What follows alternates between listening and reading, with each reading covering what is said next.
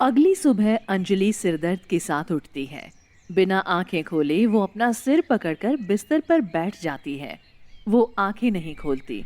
वो सोना चाहती है लेकिन उसे वॉशरूम जाना था। वो जल्दी से वॉशरूम की ओर दौड़ पड़ती है।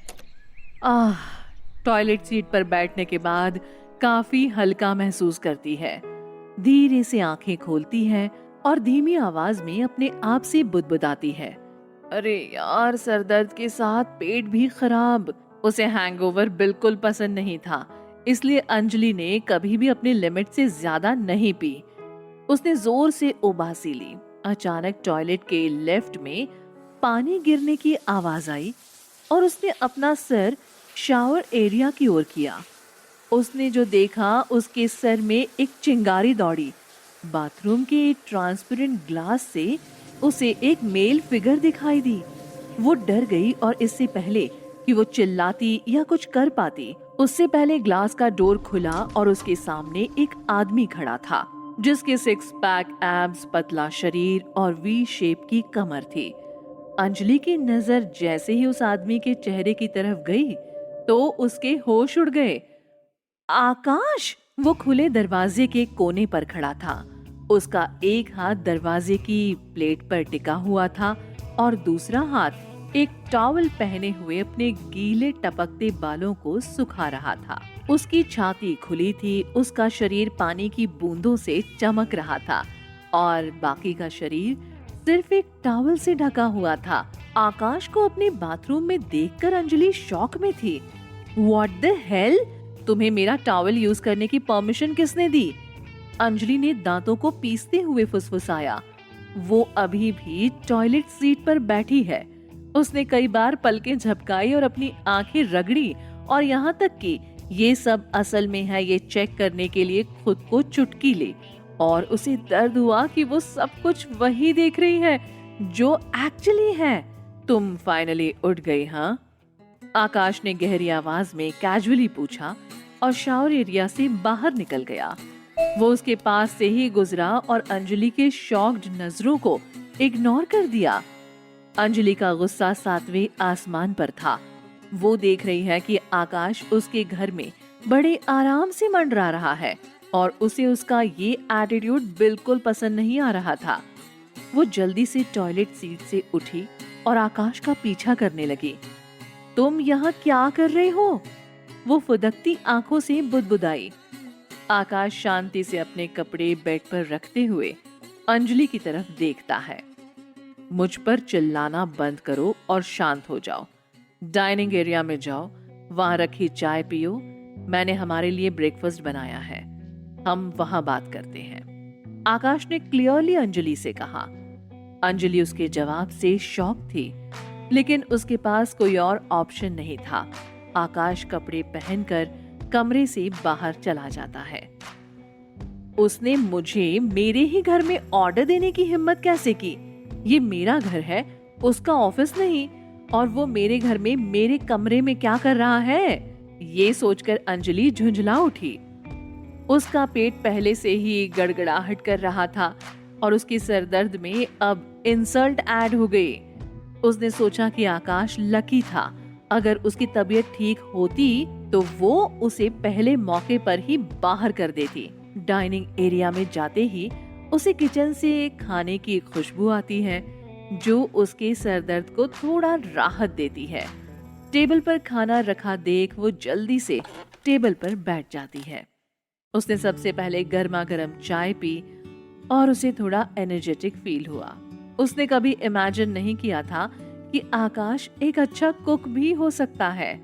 उसने देखा आकाश भी खाने के लिए उसके सामने कुर्सी पर बैठ गया और इससे पहले कि वो अपने बेडरूम में आकाश की मौजूदगी के बारे में बात करना शुरू कर पाती, वो उस पर चिल्लाया और बोलना शुरू कर दिया।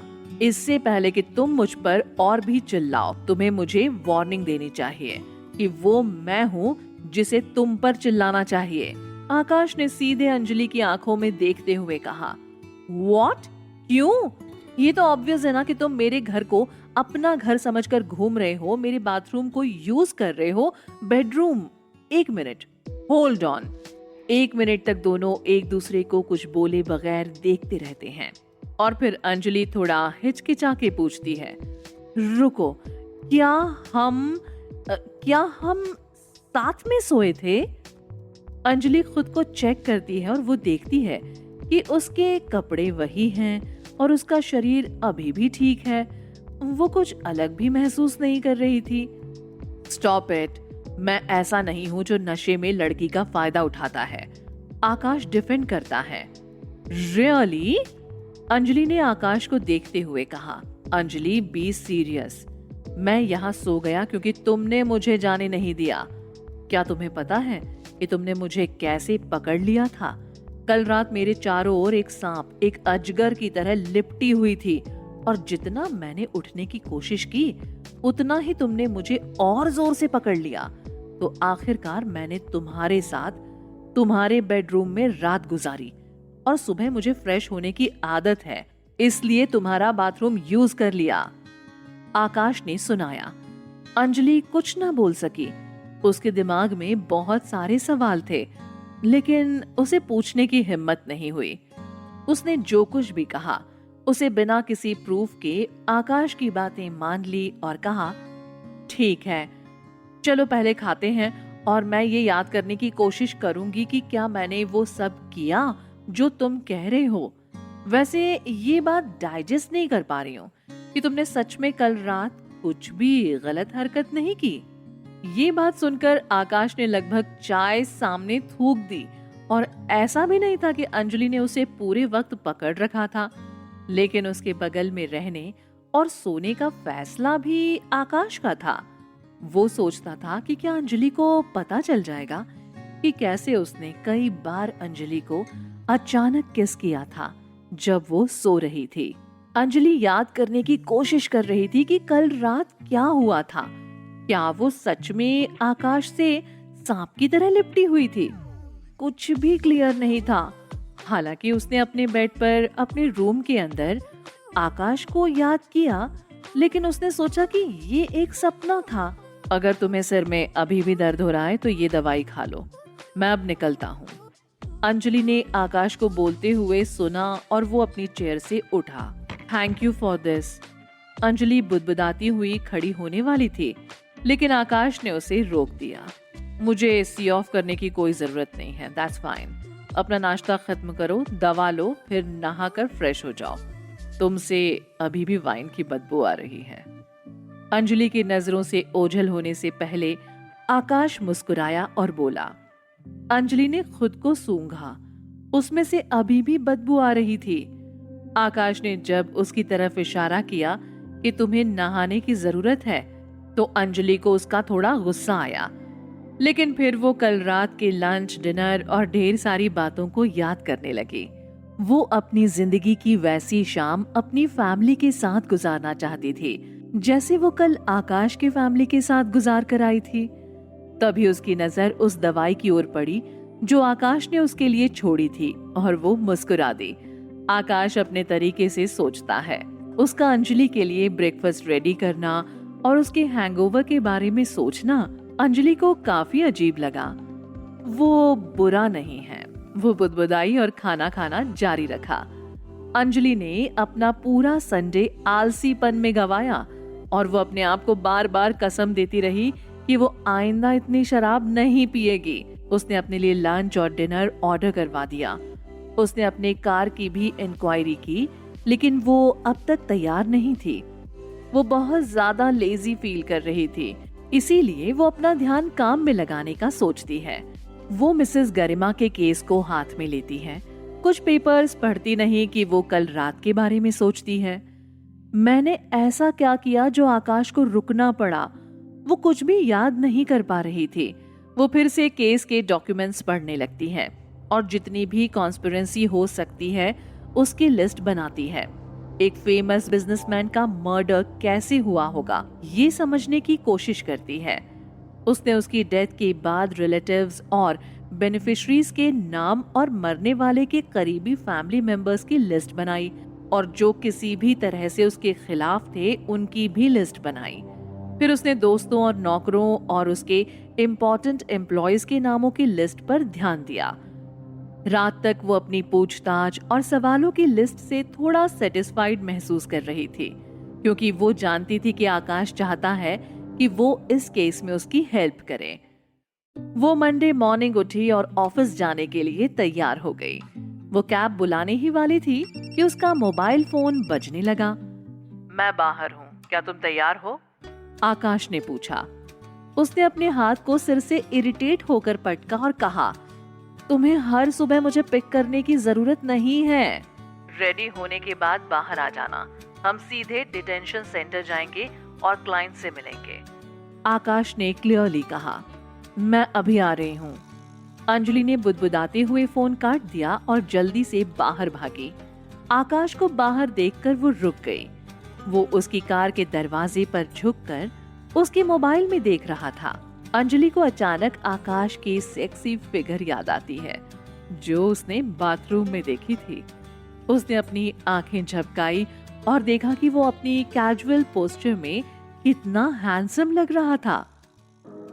वो डेफिनेटली आकाश से आकर्षित हो रही थी। उसने अपने आप पर काबू पाने की कोशिश की और ये सब ख्याल अपने दिमाग से निकाल दिए। वो मजबूर थी। हालांकि उसे लड़कों के करीब जाने से नफरत थी, लेकिन आखिर वो एक इंसान है। उसे इतने आकर्षक, खूबसूरत, 6 पैक एब्स वाले आदमी से प्रभावित तो होना ही था। वो अपने सुपर लॉजिक और ख्यालों पर मुस्कुराई। आकाश ने उसे मुस्कुराते हुए देखा और अपनी उभरी हुई नजरों से पूछा, यहाँ कुछ फनी है?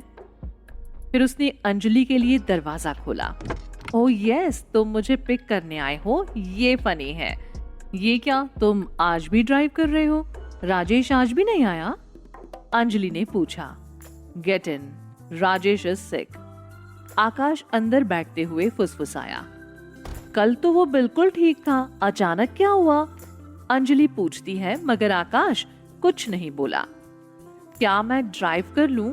मुझे याद है पूजा ने कहा था कि तुम्हें ड्राइव करना पसंद नहीं। अंजलि ऑफर करती है। उसे ड्राइविंग करना बिल्कुल भी पसंद नहीं, लेकिन वो राजेश को लाता तो सारी खबर अली और उसके डैड को पहुंचा देता। इसलिए आकाश जानबूझकर राजेश को अपने साथ नहीं लाया। अंजलि को कुछ खाना था, इसलिए वो आकाश को कॉफी और सैंडविच कार में लाकर खाने की परमिशन मांगती है। आकाश रास्ते में ही एक रेस्टोरेंट के बाहर कार रोकता है और अंजलि से कहता है, चलो कुछ खाते हैं। क्या तुम अपनी फैमिली के साथ ब्रेकफास्ट करके नहीं आते? अंजलि सीट पर बैठते हुए कैजुअली पूछती है। आकाश उसकी बात पर ध्यान ना देते हुए वेटर को ऑर्डर देता है और अंजलि को ऑर्डर देने का इशारा करता है। क्या हम लेट नहीं हो जाएंगे? हम लोग कार में भी जाकर खा सकते हैं ना? ओह गॉड, अब मैं इस लड़की के साथ कॉफी तक नहीं पी सकता, आकाश मन में ही बड़बड़ाता है। वो अंजलि के बेकार सवालों से परेशान होता है।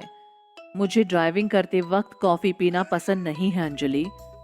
अंजलि आकाश की बात पर सिर हिलाती है और अपनी कॉफी आने का वेट करती है। उसे याद आता है कि क्या उसे आकाश को उसके गे होने के बारे में पूछना चाहिए, लेकिन एक अननोन फोर्स उसे पूछने से रोकती है। शायद मुझे उसे पूछने का आइडिया ड्रॉप कर देना चाहिए। उसे फिलहाल गे समझना ही मेरे लिए अच्छा होगा, अंजलि सोचती है। अचानक जब वो आकाश को अपनी तरफ होते हुए देखती है तो उसे कुछ हरकतें याद आती हैं।